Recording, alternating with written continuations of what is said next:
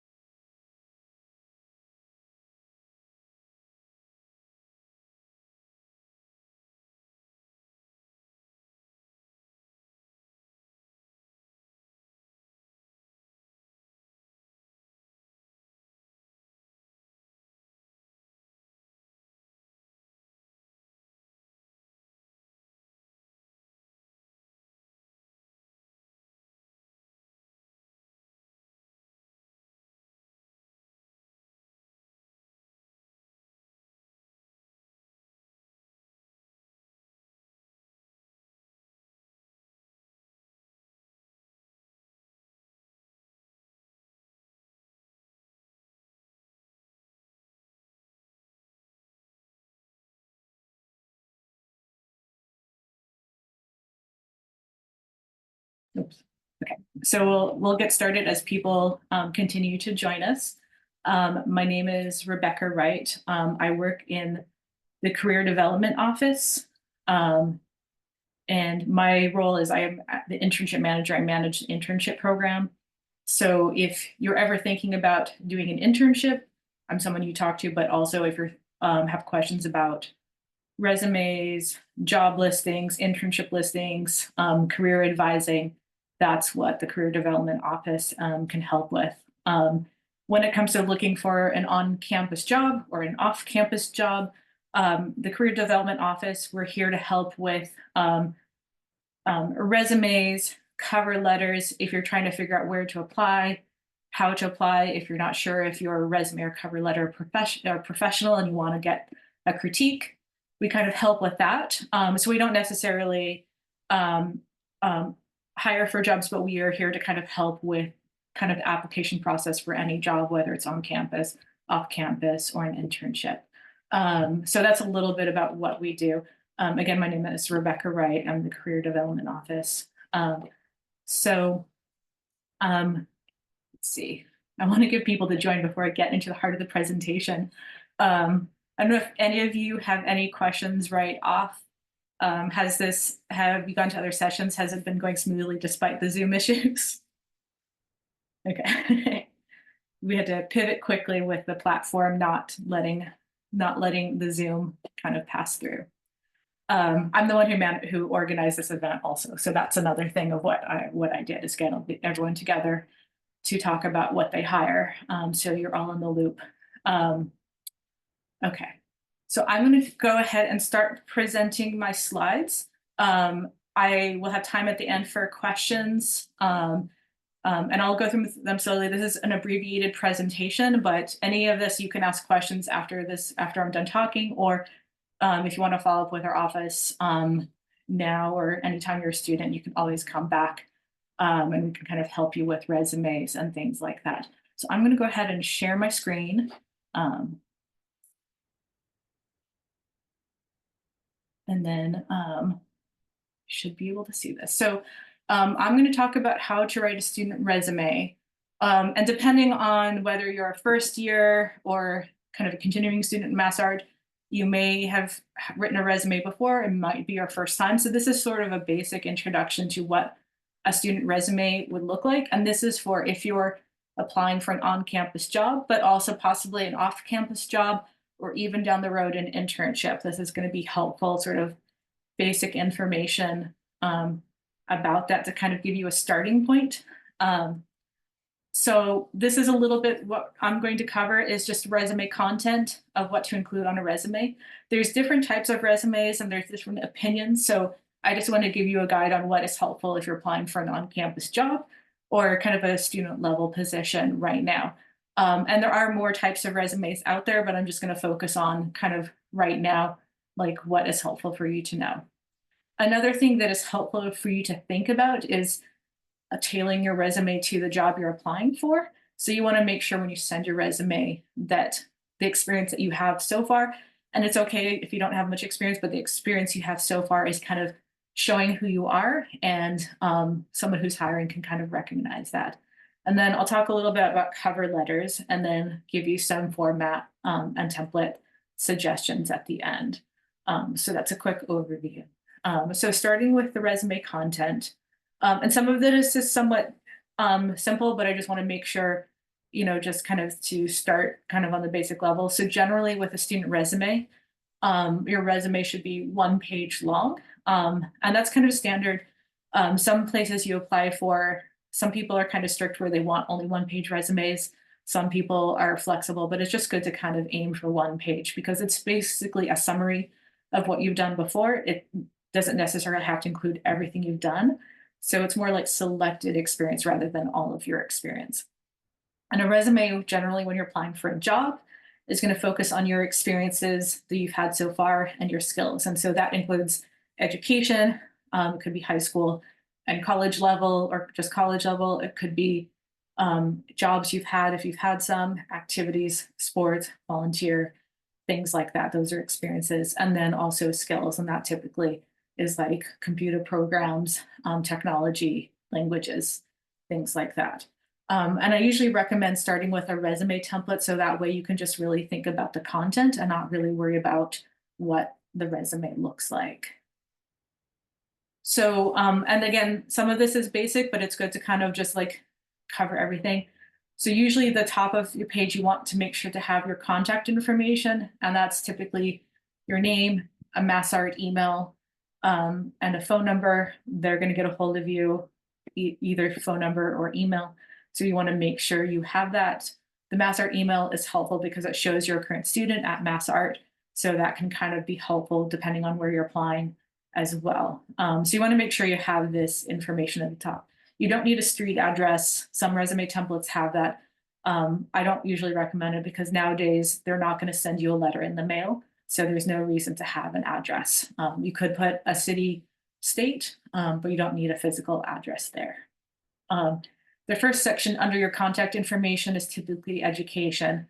And that's usually for a current student on MassArt is the kind of what you're doing right now and probably your priority and might be the most relevant thing to things you're applying to.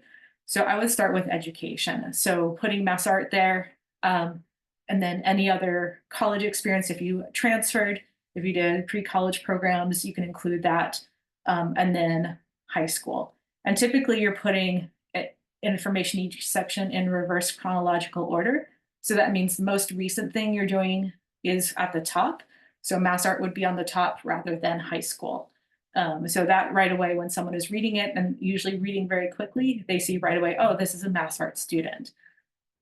So that's just helpful. And then not everyone has awards and honors, and sometimes they're connected to education, but you could put awards and honors along with education as well. Usually the next section after education is work, but it could also include other experience because not everyone has had a job yet. That's totally fine. But usually someone who's hiring, the next thing they might look for is what experience do you have? So that's usually kind of the next section. And you want to kind of give information about what work you've done so far and then describe what you did, especially through the lens of how it will be relevant to where you're applying. So you don't necessarily give a full job description of what you did. You want to describe what you might have done in a position that might be helpful for someone hiring for a position like on campus to know. So if they're asking for someone who can work with customers, you have customer service experience, then you highlight that. Or if they're asking for someone who can work as part of a team, you can highlight that. So you want to think about like what you've done in your experiences that might be helpful to what you're applying for. And if you have other types of experience, you can also break those into other sections. That includes like activities, school activities, sports, volunteer, even projects. So like I said, not everyone has work experience, but you can still include other types of experience like this under your experience, because it's really more about what you have that you can demonstrate some skills rather than if it was a formal job and you got a paycheck. That's not necessarily relevant. You want to just kind of give some information about what you've done before so they can kind of get an idea of who you are. And then the last section is skills and interests. And this, I recommend focusing on hard skills. And hard skills are things that are teachable, like Adobe Photoshop or a language. Things that are kind of, you can say, I have worked with Photoshop for 5 years, and they're kind of measurable. So things that might be under skills as software, maybe equipment or media, like if you have experience in 3D printing, that would be something you can put in there. Sometimes techniques are helpful, like studio techniques or media that you work in. You can also include interests. So if you have some interests that you have yet to kind of put on your resume, like you're interested in photography or you're interested in marketing, you kind of include that. It's kind of like a catch-all. And then if you happen to know another language, this would be the section to put that. So this is just a place to kind of put those other things that might be helpful for an employer to know. So I'm going to talk a little bit, and this is, a little bit next level, but usually one concern that a lot of students have is, what if I don't have any art and design experience? I haven't had an art job. What do I do? And you don't need to worry about that. Everyone who's coming to MassArt, you're a student, you're kind of starting somewhere, you're kind of here to learn. So you don't necessarily need a big work experience or anything like that. But here's something that employers look for, and there's an organization we're part of called the National Association of Colleges Employers, and they polled all employers in all industries and asked them what they looked for, and these were the top 12 attributes. And it didn't matter whether they were in art design or financial services. This is what they all looked for. And these are also attributes you might, if you've had a job, even if it was like food service or in retail, these are the things that you might do in any job, even in a student activity. This is what employers look for. So you can kind of see like problem solving, like if you worked in customer service and there was a customer with a problem and you had to solve that problem and work with your manager, that's something that you can kind of know that you've had some experience with, and that might be interesting for an employer to know. Or if you worked in a cafe and you worked as part of a team to make sure everyone got their orders on time, that's working in a team. So these are skills that employers often look for. And so if you're thinking about writing your resume, and you don't necessarily need to demonstrate experience in all of these, but this is what you can think about in terms of what an employer might look for and what you might be able to include on your resume. So just something to think about. It's not necessarily listing a job description, but thinking about how can you demonstrate that you have written communication. Maybe you had to write emails to people as you in your student club when you're organizing the yearbook. So you can kind of think about like, how can I demonstrate some of these things on a resume? So here's an example. So these skills are all transferable. They are relevant in every industry, whether you're a designer or an artist, or you're in retail or food service.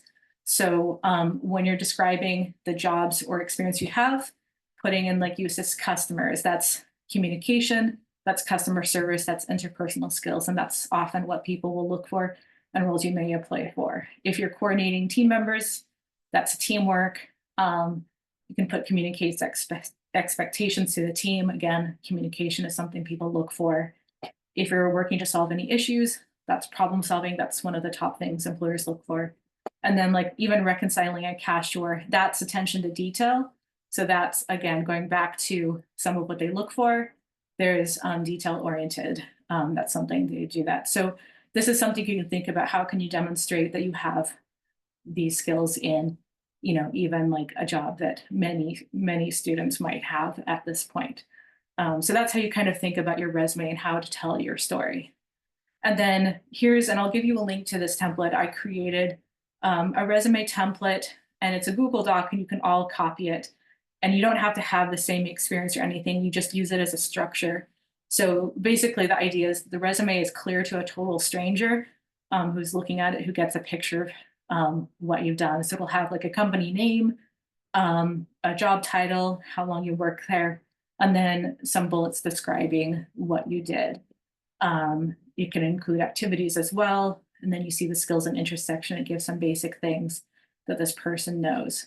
Other things you want to pay attention to is when you're putting education, you're now in like a degree program. So make sure you put your degree, even though you haven't graduated. You want an employer to know that you're in a BFA program, a master's program, a certificate program, and what your major is. So that's important to kind of like give that information, and then you can put expected graduation. And that's fine if graduation dates change. It just gives them an idea of kind of where you are in your studies. So that's just kind of a quick what to look for in a resume. And again, this is like just one page. It's basically Cliff Notes, just a shorthand of what experience a student might have. And the goal of a resume isn't to tell everything that you've done. It's just give enough that the employer is like, hey, I'm going to give them a call and have them come in to talk more about it. So you're just kind of giving them the information they need. So going into that a little bit more, tailoring your resume. And so this is, it's good to think about what you're applying for and what they're looking for, and making sure your resume kind of matches that. So they don't have to do any work to kind of figure things out. So here's an example of things to think about. If you're looking at job descriptions, and you'll often see this, they'll say things like must be able to work as part of a team. So then you think, okay, on my resume, I'm going to say I worked as part of a team at a busy cafe. So you kind of echo that a little bit. So if they're skimming your resume, they're like, oh, this person can work with people. Great, I'll call them. So you're kind of thinking like, how can you make sure your resume shows that you have the things that employers are looking for. So it is helpful to kind of look at job descriptions and have your resume echo that a little bit. And again, knowing that most employers often look for things like teamwork or communication, you can sometimes just go by that and just, have those on your resume. So you want to think of your resume. It's not a list of your full job description or your work history or your activities. You want to think about it as a page that gives evidence they have the skills that employer is looking for. And that's just so that they can see that and they can think, oh, this person's great, I'm going to call them. And it's good to always highlight relevant skills, and it doesn't have to be art related. So even if you're applying to an art related job, most of the skills employers look for are those sort of soft skills, those people skills, working as part of a team. So it's okay to not have art related experience. And you want to think about it telling a story of who you are and how you do things. So if you're really good at communication and problem solving, you can kind of make sure that's represented in your resume. If you're really good at attention to detail and hiding away and getting things done and being organized, you can kind of include that on your resume. So you want to think about how can you kind of showcase who you are. So again, this is what employers are looking for. So these are the things that are helpful to kind of think about when you're writing your resume. So again, problem solving, analytical skills, teamwork, communication skills. That's often what kind of comes up again and again, no matter the job, no matter the industry. So it's good to think of your resume. You don't want it to be a series of dots that don't make any sense. When you send it off to person, you want to basically have a picture of who you are. So that's kind of what you're doing. It's not necessarily a list of your job descriptions at places you worked. It's more like, hey, I want a job at your company. Here's a picture of who I am that matches up with what you're looking for. So you're kind of doing a little bit of storytelling within the constraints of a resume. So this is just briefly, so a cover letter, it comes up, and cover letter is a very old-fashioned term for when people used to write a letter and put it over the resume and fold and put an envelope and mail it to someone to apply for a job. No one does that anymore. But often when you're applying for a job, they might ask for a cover letter. You might email them or upload something. And so usually there's a message that goes with your resume. And this is because like in kind of the online world, you're not there to necessarily introduce yourself. So usually when you're applying for something, you're sending a message with your resume that it kind of introduces what you're applying for and why. So when you're applying, it's always good to write just some sort of short message. Think like 3 paragraphs, half a page, a short email. You want to introduce yourself and what you're applying for. And that's just basic, so that if they have 2 jobs and one is accountant and one is graphic designer, you get to the right person. So just what you're applying for. And then it's good to say why you're interested in their position. And if they're asking for specific skills, you can kind of say, this is the skills I have that you're looking for. And, sometimes, especially if you're applying for on-campus job, they say things like, give me the times you're available to work, or do you have these technical skills? So it's also a place where you can kind of add that information that they might be asking for. So it's just a little bit of a way to kind of, write a message to kind of introduce yourself. And then it's always good to thank them and include your contact information. And that's just in case the resume, a cover letter or email gets separated, they kind of can put them back together. So it's always good to have your contact information. So I'm going to show you some resources we have. Just keeping an eye on the time. So we do have this template, and we do have many more kind of resume templates, cover letter templates, and guides. And I'm going to show you where that is, but I'm going to have to change screen sharing a little bit. Give me 1 second to change to the other view.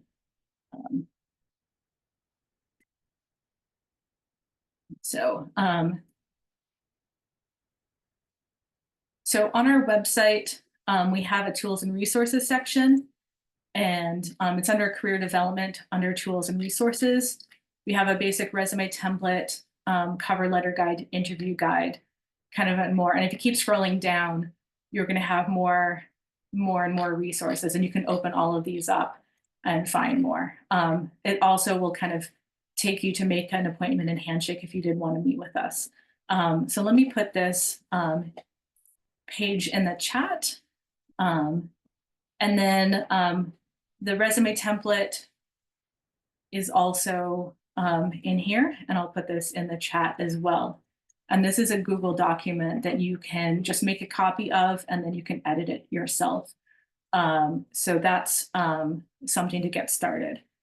We do have more tools and templates. So if you're looking for more information, you can always look on our website and kind of dig deeply, but we keep the basic resume template at the top. We've also, and going back to like making an appointment and some other resources, if you're in Handshake, if you go to the Career Center, a lot of our information on how to get help from career development. So like I said in the beginning, and I'll repeat just in case some new people came in, if you need help with writing a resume, resume critique, cover letters, or how to look for jobs and how to apply, that's what career development can help with. And you can come here in Handshake and click appointments, and you can self-schedule a virtual or in-person appointment, and just you can do internship advising, resume, cover letter critiques, and it's connected to our schedule, so you can select a time and make an appointment with us at any time. So if you're applying for jobs, you want someone to look at your resume, you can do that. So that's on Handshake, and you can schedule that. It's automatically approved.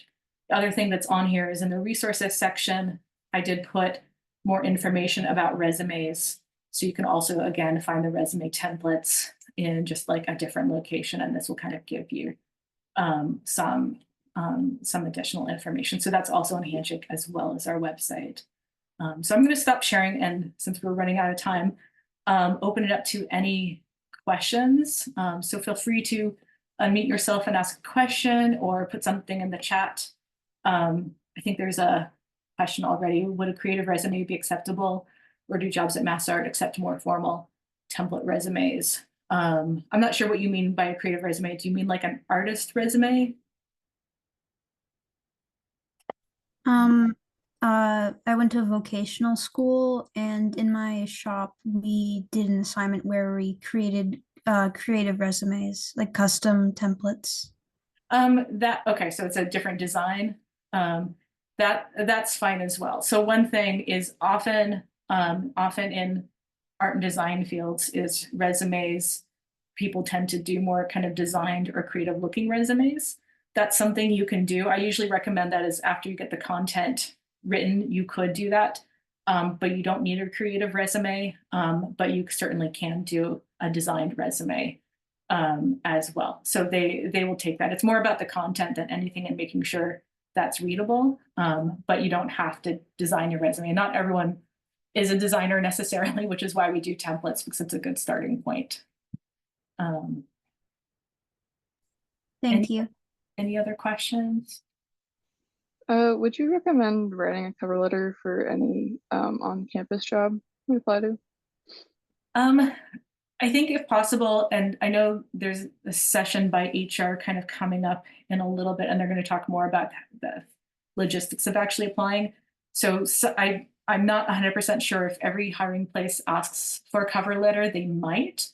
So that's something to just be aware of. As many places you apply for will ask for a cover letter. So that might vary, but I do recommend that if you are applying, if you are able to add a cover letter, do it, because it is just a nice kind of personal touch to introduce yourself. And if they're getting a couple resumes with the same level experience, like sometimes having a personalized cover letter just says, hey, this person has good people skills, they took time to write a message to me, that can sometimes help you stand out. So I do recommend if you can, but not all job applications ask for a cover letter or have the ability for someone to submit one. I just recommend if you can submit a cover letter, you do that, because it may help. So international students need to make a specific process to apply for on-campus jobs?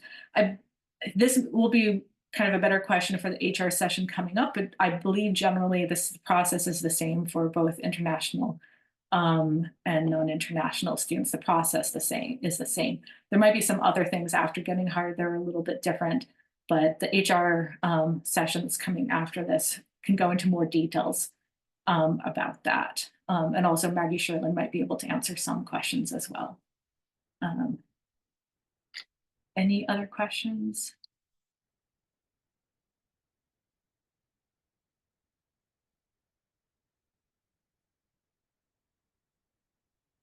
Was this helpful for your getting started? Okay. And like I said, we do have much more information, and if you have questions after this, just connect with Career Development, or book an appointment on Handshake. We're happy to help. I'm going to put my email in the chat, so if after the session you have a question, feel free to email me, because sometimes in a group session you don't feel comfortable asking things. So there's that. So Maya asks, on the Handshake app, it says you can add a resume. Would it be able to upload it from Google Docs? On a Handshake app, I believe with Google Docs, you might have to download or save it as a PDF, and then you can upload it to Handshake. And then I think on Handshake, there's also a way you can have it automatically fill out your Handshake profile from the document, from the PDF that you upload. So yes, you can put that on Handshake, and you can also use that document to autofill your profile. Sometimes it makes mistakes, so I would proofread it, because sometimes the text is read wonky by the algorithm or machine behind it. But yeah, but it does make it semi-easy to do that. Any other questions?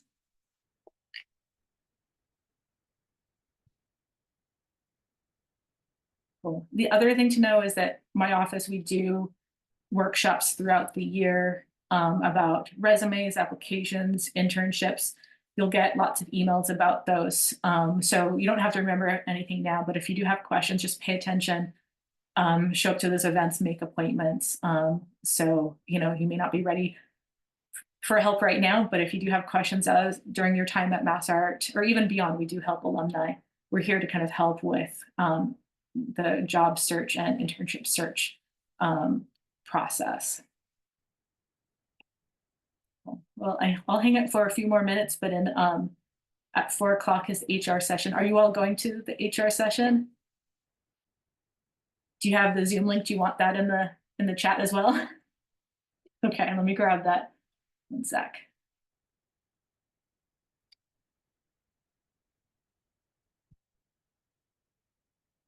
I have too many windows open.